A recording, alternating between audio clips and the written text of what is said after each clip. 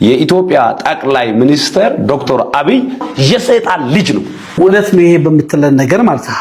አፈሳይ ባካቸው ጥቁር እንግዲህ ለሀዘን ነው ጥቁር የሚለበሰው ጥቁር ለብሰናል። የ70 ዓመት መነኩሴ ደናግል እናትን ደፍሮ ስልኩ ላይ ደግሞ ሲከፈት 54 እናቶችን ሲደፍር የሚያሳይ ቪዲዮ ያለበትን ሰው ነው የምነግራችሁ። ሁላችንም ልንረባረብበት ልንሳተፍበት የሚገባ አንድ ጉዳይ አለ። ይሄም እንግዲህ የሴቶች ጥቃት ነው።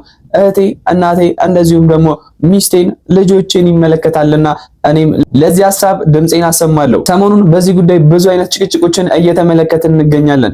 የመንግስት ውሳኔስ ምንድነው የሚለውን አብረን እንመለከታለን። በሚያስደንቅ ሁኔታ ስለ ሴት ልጆች የአለባበስ ህግ ወጥቷል። ከጀርባ የምትመለከቷት ላምሮት መኮንን ትባላለች። እቺ ህፃንም ከጠፋች 2 ቀን ሊሆናት ነው። ታዲያ እቺ ህፃን ከወዲሁ እንድንታደጋትና ሰዎችም ተረባርበው እንዲደርሱላት እንድናደርግ ያለችበትን አካባቢ ወይም በአቅራቢያችሁ ከተመለከታችኋት እዚህ ጋር በምትመለከቱት ስልክ ቁጥር ወይም ደግሞ አካውንት እየገባችሁ እንድትነግሯቸው ማሳሰቤን እናገራለሁ። ለጠቅላይ ሚኒስትሩ ምን አይነት ደብዳቤዎች ተላኩ? በዚህ ሳምንት ጠቅላይ ሚኒስትሩን የሚያጨናንቁ ነገሮች እንደተፈጠሩ በዚህ በሶሻል ሚዲያ ላይ ትልቅ አጀንዳን ይዘው የመጡ 2 ሐሳቦችን ተመልክቻለሁ። እነሱን ለእናንተ ይዤላችሁ መጥቻለሁ። ታዲያ በሴቶች ጉዳይ ጠቅላይ ሚኒስትሩ ምን አይነት ውሳኔ ይወስናሉ? ኮሜንት ሴክሽን ላይ ሐሳባችሁን ንገሩኝ። ቪዲዮንም እስከ መጨረሻው ተመልከቱና ብዙዎችን ያስደነገጠው አፈሳስ ለምን አስፈለገ? ኧረ አንተና በእናትህ አብሷል እያልኩ አይደል? ና ከዛ ባለፈም በአሁን ሰዓት ላይ እየተነገረ የሚገኝ አንድ የስህተት መረጃ አለ። ሰዎች የአዲስ አበባ ጉዳይ እንግዲህ እልባት ሰጥቷል ወይም ደግሞ ስምምነት ላይ መድረሱ ታውቋል። እንግዲህ የምክክር ኮሚሽኑ ውይይት ላይ ማለት ነው። አዲስ አበባ እንደዚህ ልትሆን ነው የሚል መረጃዎችን እየተመለከትን እንገኛለን። እነዚህ መረጃዎች ፍጹም ውሸት መሆናቸውንና እስካሁን ድረስ ውሳኔ ላይ ያልተደረሰባቸው መሆናቸውን ማረጋገጥ ችለናል። ታዲያ እውነት ቢሆን እንኳን ህይወታችን ላይ እንዴት ነው ለውጥ ሊፈጥር የሚችል የሚለውን አብረን እንመልከት። ቴዲ ሐዋሳ ለህይወት የሚጠቅመህ ምክር ነው እየሰጠክ ያለውና ስማው። ዝም ብለህ በየኮመንቱ በየእንትኑ እየመጣ አትበጥረቅ፣ አዳምጥ። አዲስ አበባ የማናት? የቀበሌ ቤት አለ? እኔ አፈርሰው የቀበሌ ቤት አለ? አዲስ አበባ ውስጥ ቤት ተከራይተህ መኖር ትችላለህ? ትችላለህ?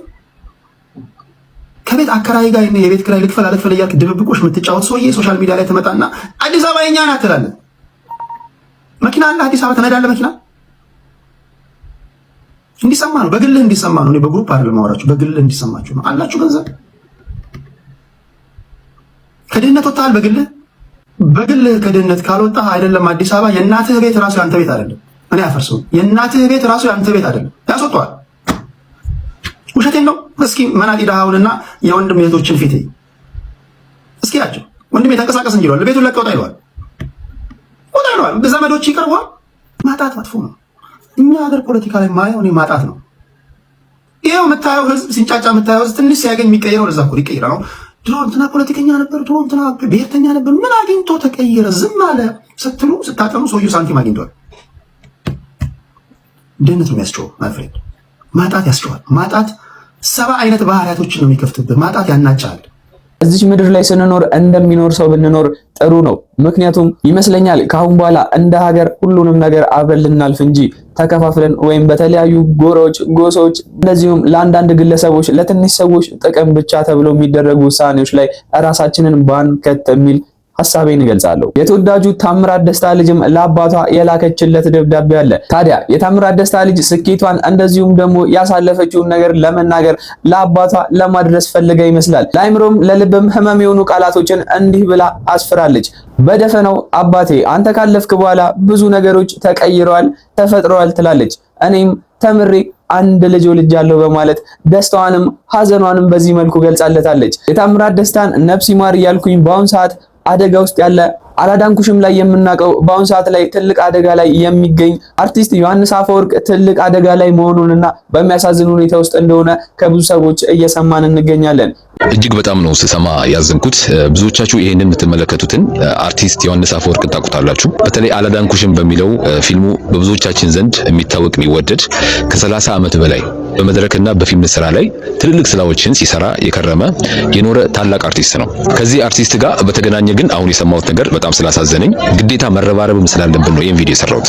እንግዲህ ይሄ አርቲስት በስራ ላይ ያለ ባጋጠመው አደጋ የዳሌ አጥንቱ በመሰበሩ ምክንያት በዛ በተሰበረበት ቦታ ላይ ብረት ተገጥሞለት ላለፉት 6 ዓመታት በሙሉ በዛ መንገድ ሲኖር ነበር። ነገር ግን አሁን ያ ብረት የደም ዝውውሩን በመዝጋቱ ምክንያት ለከፍተኛ ችግር በመጋለጡ ወደ ተሻለ ሕክምና መሄድ አለበት ብለው የሕክምና ቦርድ ወስነዋል።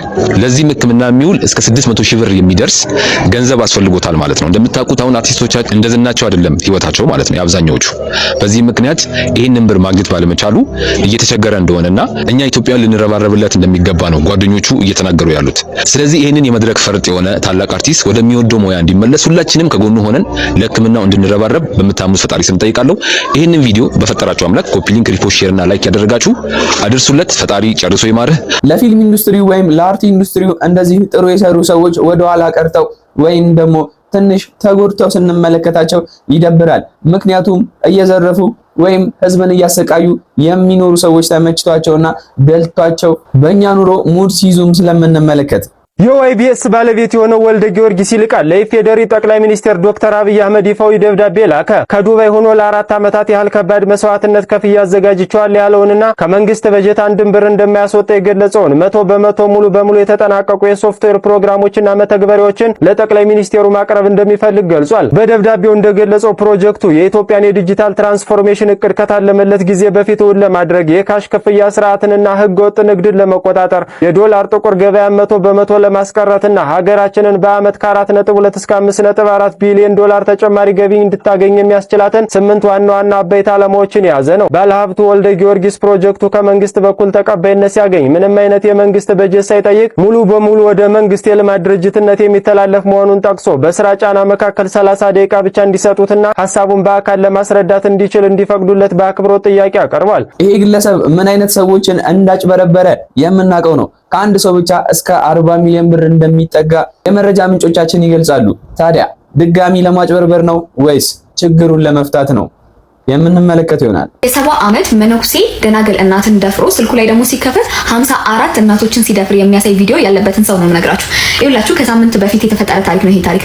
እኛ እስከ ዳር አዲስ ፕሮግራም ላይ አህዱ ሬዲዮ ላይ ንቅሳት ታሪክ ብለን እሁድ ማታ ላይ ሴቶች ላይ የተደረሱ ጥቃቶችን በልጅነታቸው ያሳለፉትን ነገር አሁን ላይ መታገዝ ካለባቸው ደግሞ በምን አይነት መንገድ እናግዛቸው ብለን ምንሰራበት ፕሮግራም አለ። እዛ ፕሮግራም ላይ ከሳምንት በፊት ተደውሎ አንድ እናት ጧፍ ከሚሸጡበት ቦታ የማታ ጉባኤ ካለቀ በኋላ አንድ ወንድማችን በየራሱ መጥራት አልፈልግም። አንድ ወንድ መቶ እናቴ ልሸኙት አሁን መሽቷል። ከዛ አይና ልጅ ሰፈር ይቅርብ ነው። አይ ችግር የለም እናቴ እኔ እንደርሱ አይነት እናት አለኝ እና መንገድ ላይ ስታይ አትለፍ ስላሉኝ በሸኛችሁ ለኔ በረከት ነው እርሶም ይመርቁኛል ብለው እሺ ብለው አግዟቸው ወደ መኪና ያስገባቸዋል። ወደ መኪና ካስገባቸው በኋላ ረጅም ርቀት ሲሄዱ ልጄ እኔ እኮ ሰፈር ይቅርብ ነው ወይስ አላወከኝም ወዴት ነው እየወሰድከኝ ያለው? አይ ደርሰናል ብለው ጫካ ዝም ያለ ይሄ ጫካም ሳይሆን ሰው የማይንቀሳቀስበት ቦታ ላይ ሲደርሱ መኪናውን አቅሞ መኪና ውስጥ እሳቸውን ይደፍራቸዋል። የ70 ዓመት ደናግል እናት ናቸው። ጧፍ ከሚሸጡበት ቦታ ልሸኛቸው ብሎ ነው ያነሳቸው። ደፍሯቸው ሲደፍራቸው ቪዲዮ ይቀርጻል ራሱ ማለት ነው። ምን አይነት ሜንታሊቲ ይሄ ሴጣን ካልሆነ እኔ ምን አይነት ሜንታሊቲ እንዳለው ማላቀም። ያንን ካደረገ በኋላ የወንዶች ቦክሰር አድርጎላቸው ሞዴስ አድርጎ ሰፈራቸው ጋር ወስዶ ያስቀምጣቸዋል። ሲያስቀምጣቸው ሰዎቹ ከመኪና ሲወርዱ ሰፈር ውስጥ የነበሩ ሰዎች ለጥንቃቄ ብለው ሲወድቁ ስለተዝለፈለፉ ሲያወርዳቸው ታርጋውን ይይዛሉ። ሰውየው በዛን ሰዓት ላይ ያመልጣል። ፕሮግራማችን ላይ ከመጣ በኋላ አቀረብ ነው። በጣም ልብ የነካ ታሪክ፣ ሁሉንም ያስለቀሰ ታሪክ ነበረ። ብዙ ሴቶች ሲደፈሩ እኛ ፕሮግራም ላይ ቀርቧል። መፍትሄ የሚያገኘው መፍትሄ አግኝቷል። ሕክምና ማግኘት አለበት ሕክምና አግኝቷል። ግን እንደዚህ ታሪክ አሳዛኝ አልነበረም። ከዛ ቀረበ፣ ሰዎችም ሰሙ። ርብርብ ተደርጎ ሌላ እናትን ሊሸኝ ሲል ልክ እንደዚህ ብሏቸው ሊሸኝ ሲል ታርጋውና መኪናውን ተጠራጥረው ከርቀት ደግሞ የዛን ቀን ያዩት ሰዎች ተረባርበው ይሄ ሰውዬ ይዙታል።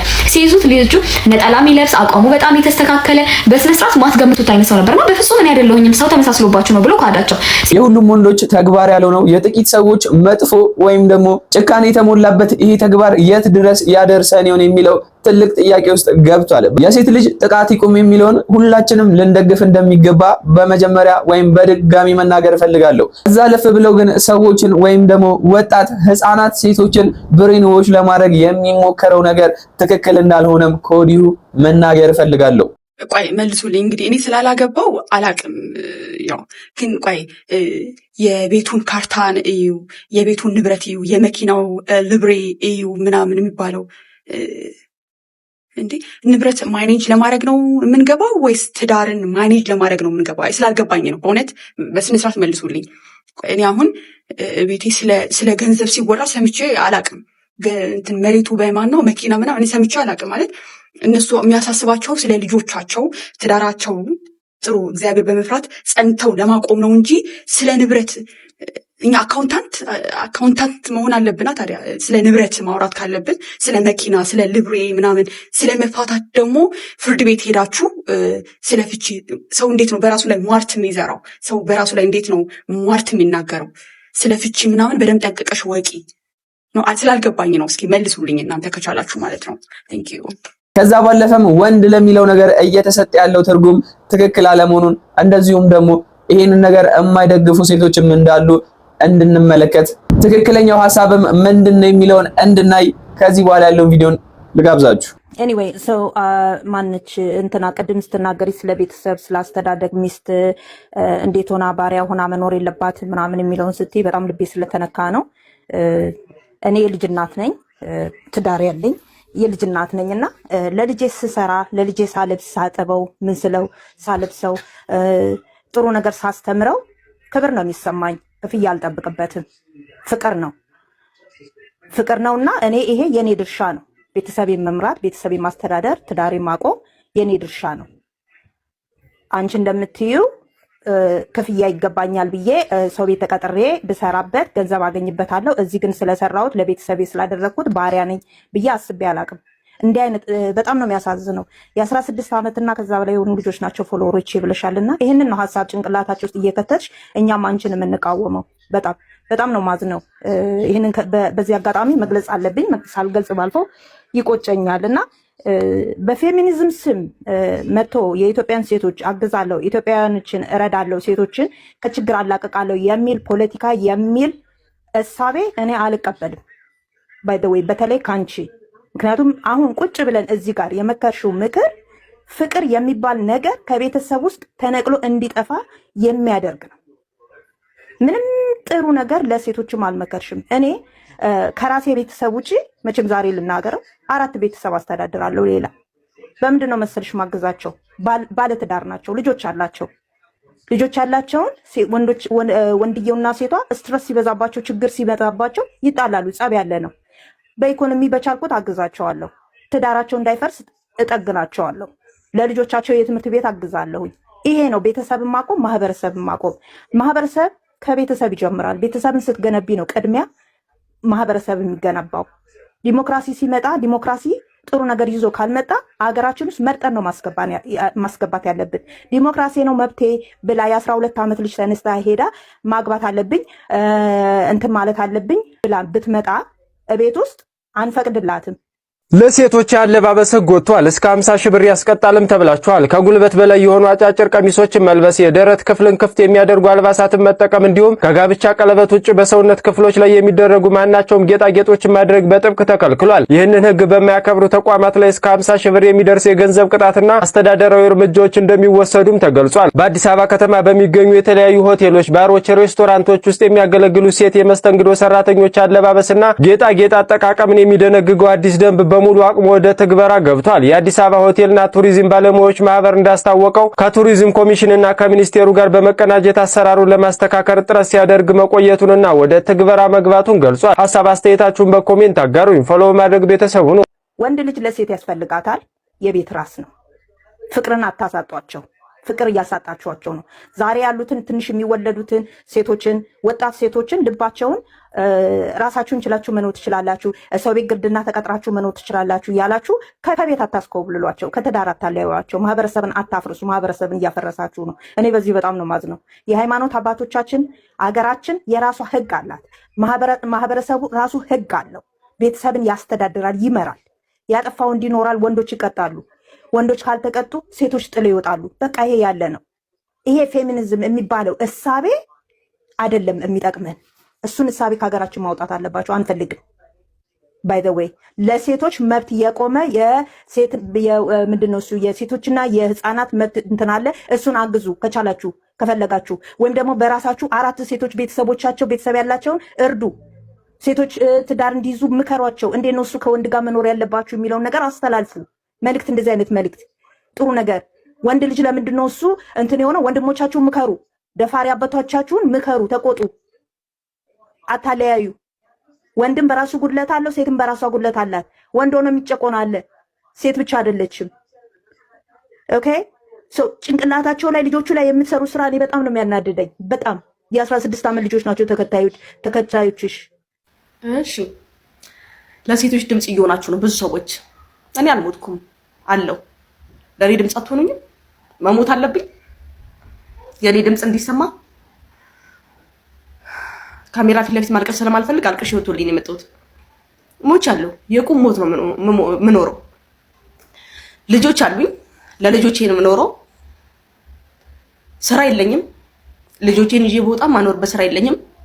ልጆቼን ትውት አድርጌ ለምን ለራሴ አልኖርም ብዬ ደግሞ እንዳልወጣ የሚጠባ ህፃን ሳይቀራለኝ የ4 ዓመት ህፃን የሚጠባ ህፃን ትልቅ የሚባለው እንኳን 7 ዓመቱ ነው። ልኑር በዝምታ ውስጥ ልሙት ልረገጥ? ምንድነው መወሰን ያለብኝ? ምን ላድርግ? ለልጆቼ እያልኩ ምን ላድርግ? ልጅነቴን ያጣሁባቸው ልጆቼ ናቸው። ልጆቼ ማለት አንዳንዴ የራሳቸው ጉዳይ አባታቸው አይደል ቀቅሎ ይብላቸው ሲፈልግ ምናምን ብዬ ትቼ ልወጣ ፈልጋለሁ፣ ግን እጎድልባቸዋለሁ። እኔ ያስፈልጋቸዋለሁ ለልጆቼ እና ወልጃቸዋለሁ። ኃላፊነት አለብኝ።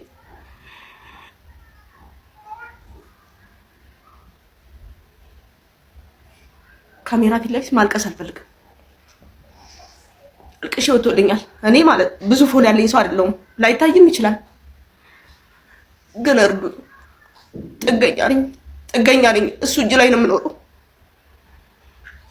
ስትፈልጊ ሂጂ፣ በሰራተኛ አሳድጋለሁ፣ ልጆቼን ይላል። ከፈለግሽ ሰጃቸው ይለኛል። እንደማልችል ስለሚያውቅ ወጥቼ አላውቅም። ትዳር ከያዝኩ ያው በ9 ዓመት ውጪን አላውቀውም። ስራ ሰርቼ አላውቅም። ሰው የሚያውቀኝ በፈገግታዬ ነው። ከዚህ ሳቂ ጀርባ ብዙ ሀዘን አለ። ብዙ ነገር ሆኛለሁ። ብዙ ጉዳቴን ነገር የሚሰብረኝ ደግሞ ባለፈው ህይወቴ ነው። አንቺ ክብር አይወድልሽም፣ ስትረገጪ ነው የሚወድልሽ። በጣም ብዙ ነገር ደብቄው ልገባ ስለማልፈልግ ብዙ ነገር ነግሬው ነበርና በጣም ያሳመመኛል። ከልጆቼ ጋር ወደ ልሂድ አለው። ድምጽ ትሆኑኝ። አልሞትኩም። ይሄን ቪዲዮ ካየሁ በኋላ ምን እንደሚፈጠር አላውቅም። ቲክቶክ ሲጀመር አይመቸውም። ቲክቶክ ላሉ ሴቶች ሴተኛ ዳሪ ምናምን ነው የሚመስሉት፣ እንዴት እንደሚያንቋሽሽ። ለማንኛውም ይቀመጥ፣ ለታሪክ ይቀመጥ ይሄ ቪዲዮ። ልጆቼ እንኳን ሲያድጉ ያዩታል። በአሁኑ ሰዓት ላይ በየከተማው የምንመለከተው አፈሳስ ለምንድን ነው የሚለውን ጥያቄ መጠየቅም የፈለጉ ሰዎች አልጠፉም። ከጀርባዬ እንደምትመለከቱት እኚህ እናት አፈሳን ፈርተው ከቤታቸው አልወጡም። ከወጣት አልፎ ለእናቶችም እያሰጋ ያለው አዳማ ላይ የሚገኘው አፈሳ ለምንድን ነው ያስፈለገው? በተለያዩ ሶሻል ሚዲያዎች ብዙ ወጣቶች በአንድ መኪና ተጭነው ሲሄዱ ተመልክተናል። ለምን የሚለውን ጥያቄ መጠየቅ የሚገባን ይመስለኛል። አፈሳ ይቆም እባካችሁ። ማዘሯ ምሳ የለም እንዴ? በእናትሽ ምንም ምሳ የለም እንዴ? ማዘሯ እኮ በቃ እኔም ሽንኩርት የለም። ሽንኩርታችን ልምጣና አሪፍ ፍርፍር ሰርቼ አብረን እንበላለን። በቃ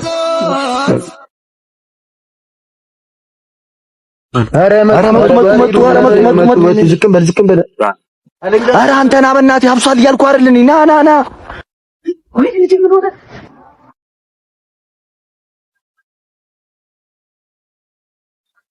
ማየ የሰፈር ልጆች ያሯሯጣቸው ነው።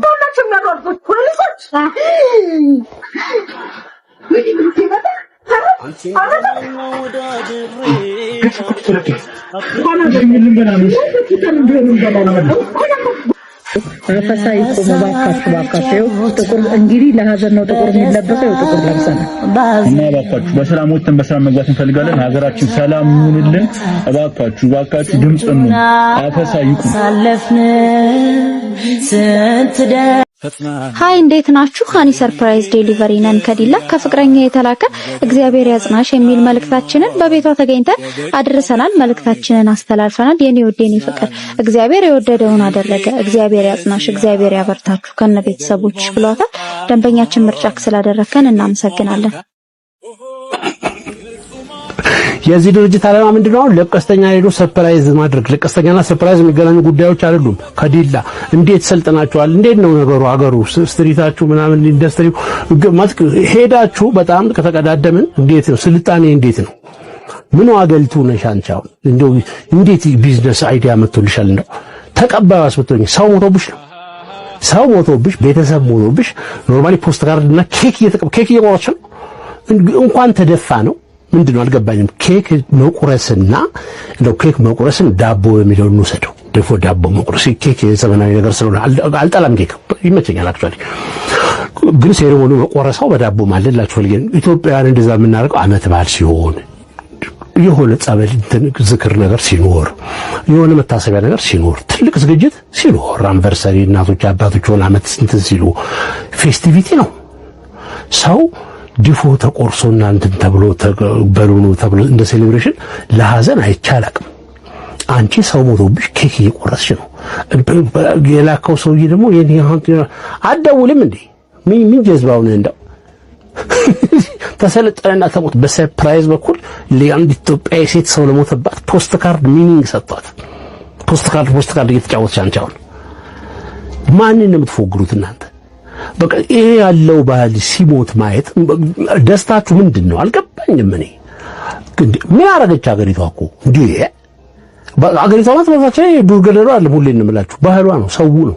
አሁን እየጠፋቻለች እኮ አገሪቷ ነች ሳይታወቀን ብዙ ሰው አገር ብለን ከዓለም ጥግ ኢትዮጵያዊ አገሬ ብሎ የመጣው ባህሉን፣ ህዝቡን፣ ጎረቤቱን የሆነ ነገሩን ድባቡን ፈልጎ ነው። መንገድና ጫካ ፈልጎ ቢሆን ዝር አይልም። እዚህ ሀገር ያለበት የሚኖርበት ሀገር የመንገድ አይነት፣ የዛፍ አይነት፣ የደን አይነት፣ የስልጣኔ አይነት አለ። ቁስ አይደለም ሀገር። የሆነ የሚበጣጥስ ሰውና እብድብድ የለበሰ ሰው ማየት አይደለም። ሞልቷል። ቀውስም እዛ አለ። እንትንም ወፈፌም ንክርም ሄድ መለስም ሁሉም በአይነት በካታጎሪ የተዘጋባቸው እብዶች ያልተዘጋባቸው ለፈታ ቢር እንደዛ አለ። ሞልቷል። ፈልጎ የመጣው ይሄ ሀገር ማለት ይሄ ነው። በቃ እየገደላችሁት ያላችሁት የለቅሶ ባህል የለንም፣ የሰርግ ባህል የለንም። ሽምግልና ብለህ የ500 ሺህ ብር አበባው የሚገባበት ቤት ራሱ ጉራንጉር መንገዱ ጎርፍ እናንተን ያለው ደፋ ቀና እያልክ 3 መኪና ሸዋ ገዝቶ የሰፈሩን መንገድ ቢዘድል አበባ ልከህ አንዲት ሴት ለማግባት ሁለታችሁ ውስጥ ብትጋቡ ኢትዮጵያ ውስጥ ለውጥ ሊመጣ የዓለማችን የክላይሜትና የዓለም ግሎባል ዋርሚንግ የሚስተካከል ይመስል ያንተ እንትን በቃ አገሩን ይዞ ይንቀሳቀሳል። ሽምግልና ተብሎ ራሷ ሙሽሪቷ ተቀምጣ ሽማግሌዎችን እየተቀበለች ከዛ ወዲያው ይቀየርና አንዳንድ ቀን ሬስቶራንት ነው ማታ ወዲያው ባር እንደሚሆኑ ቤቶች ክርብት ብሎ ወዲያው የእንኳን ደስ አላችሁና ሙሽራው ደግሞ ውጭ መኪና ውስጥ አለ ገብቶ እዛው ወላጆቿ ፊት ስሞ ደናንሶ ምናምን የሚሄድበት አሳፋሪ የመጨረሻ ያጠፋነው ነገር አለ ማለት እንደዚህ የምታረጉን ምንድን ነው ያደረግነው? ህይወት አጭር ተከብረን እንዳበሻ ኑር እንጂ እኛ የምንለው ነገር ይኑር። ቢያንስ ሰው እንዴት እንዳቃጠረ ይኖራል ዘላለም ዓለሙን።